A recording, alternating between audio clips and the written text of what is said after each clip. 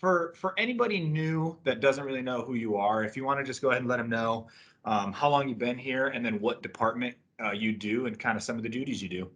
All right, been with the company 5 years, going on 6. I'm currently a warehouse associate. Furthermore, I am an LTL, do larger than truckload, pretty much like small pack, except in larger quantities. Yep, that's about it. Yeah. And you come from manufacturing, so Yes. um, that's always good because like I use you a lot for any kind of manufacturing questions that I can't figure out. So I know I greatly appreciate it. And then I know I talked to Daniel a little bit about how you were kind of taking over some stuff in clean laundry, which I see how much is going out every single day. And I know that you love driving out in that cold weather loading a pod. So Mhm. talk a little bit about that. Yeah, I'm actually I fulfill what store would need to like start up. So like all like the scissors, from like the smallest thing, scissors, Sharpies, paper, paper towel dispensers, anything that Clean Laundry needs to get a store up and running. I am loading onto carts, or picking it, loading onto carts, and then loading a pod to it, and it's going to all these different locations that we're setting up stores for. And You won the safety award advocate and you really have taken on the training for the forklifts. And I know I was supposed to help with you and I've been busy, so you've really taken it on, so I'm extremely grateful for that. But talk a little bit about the process of safe truck drive, safe fork truck driving, and why you decided to take on that another extra little bit to your day. um, it got offered to me, and I was like, you know what? I'm already on a forklift. Most of my day, I'm on a picker, narrow aisle, propane, multiple times a day, all day. So it just made sense, like that. We do the training since we're going to be on it most of the time, and we understand like it's more getting comfortable with using it, and not so much like figuring out the controls. It's that comfortability that really like is the safety part, I think. Because if you're not comfortable with like, bringing stuff down, or like taking, putting stuff up, then you're going to be sketched out by like any minor like inconvenience that might happen to the fork truck. And you just got to, stay calm. Like I And said, I'm grateful that you're doing it. And you're making sure that the warehouse is safe, which, yeah, as anybody knows, you kind of want that to be safe as possible. That way we don't have any issues. yeah, yeah. So, We're pretty full on, inventory right now. So there's a lot of stuff everywhere. oh, yeah. And we There's a, need people properly trained, following all the safety, protocols and everything like that to make sure our pallets stay good, everybody's still safe, things are going well. if you're not at work, where can we find Navon Dunlap just having a good time? In the winter, I don't like, I'm not gonna lie, I don't really like doing anything. I hate the cold. I'm not a cold person, Yeah. not one bit. But in the summer, anything outside, fishing, disc golfing, hiking, anything to do with warm weather, I'm all about. But mostly disc golfing and fishing. Um, I love to disc golf. It's fun. We have a lot of great courses around here. Wildcat is a top course in the United States, and we still happen to be, I mean, from Urbana, 10 minutes away from a top course, which is pretty cool. Not a lot of people get to say they get to play it at a top course on a daily basis or whenever they want. You Yeah. travel a ways for that. So that's always nice having that pretty much in your backyard. Yeah, I have disclaimer, I have actually disc golfed with Navon there. So I've seen him in action. He's pretty good. Got that flick down. Uh, would you say Wildcats your favorite, or I think you've been out of the states, or no, you've Yep. been in different states and you've disc golfed too, haven't you? Yep. Colorado, played a little bit in Illinois, um, been in Wisconsin, but I guess Colorado, all because of the scenery, not for like the disc golf course itself, but just being able to be outside and you're in the mountains, disc golf, and that's really hard to beat Yeah. anywhere else. But I'd say around here, Farm, which is in Iowa City, is one of my favorite courses.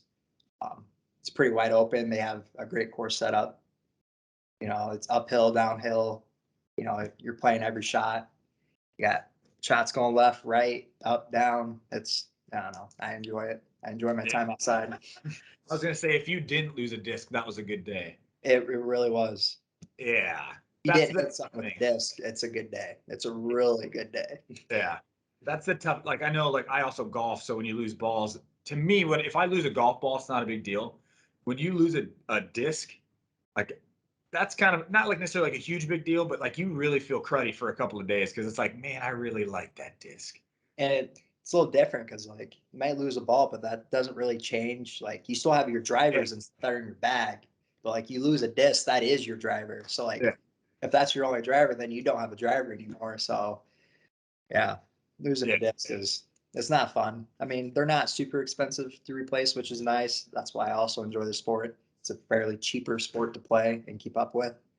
But yeah, still losing a disc, you know, you're comfortable with that. That's like your favorite, like losing your favorite driver or your favorite driver breaks. Like you're gonna be disappointed and you're gonna be a little sad for a couple days. Do you have like a favorite spot fishing wise out there, or do you kind of get around when you go fishing? So when I still lived in Vinton, the second bridge outside of Vinton is where I fished a lot. Do a lot of like catfishing. I'm more of a lazy fisher, so I like bottom fishing, not so much all the lures and stuff, but yeah, I like bottom fishing. Cut bait or just worm, anything like that. But I would say I right now I've been going out to gosh, what is it called? Outside of Center Point and fishing along Yeah. those bridges right there. Oh yeah. I That's know. been good. The creek flows or the river flows right into like a small creek, and I just fish like right at that fork. So I have the river to the left and the creek to the right. A lot of fish like to sit in that nice like pooly water right there. I mean, bottom fish, you never know what you're going to catch, which is also why I love fishing. It could be a snapping turtle, which I absolutely hate, or it could be a good sized catfish, which might be good for eating. So, Oh yeah. oh yeah, If anybody's listening to this, do not take Navon spots no, because that would be rude no, of you. yeah, Please. it would be. When I first met you, you had a buzz cut, like your hair was very short. Oh yeah, I did not start growing my hair until about a year or two ago. So like all this is completely new. Like Yeah. me to anybody that's worked here along with me for multiple years. I've always kept my hair short, never done anything with it. But yeah, now Yeah. I was gonna say I've seen the progression, and maybe talk a little bit about why you started growing out your hair because you had like almost a high top fade for a little bit. yeah, I was growing it out. Cody made a bet that he wanted me to do a kid and play look. So I took the bet, of course, being that competitive nature. So I just started growing it, and it got to the point where I was like, if I let it grow, I can do something with it. And I've never got to that point. So I was like, it's COVID. I ain't seen anybody anyway. So let's just let it grow. Uh, And then it got to the point where it grew too much. So then I had to do something with it. And that's when I got it twisted.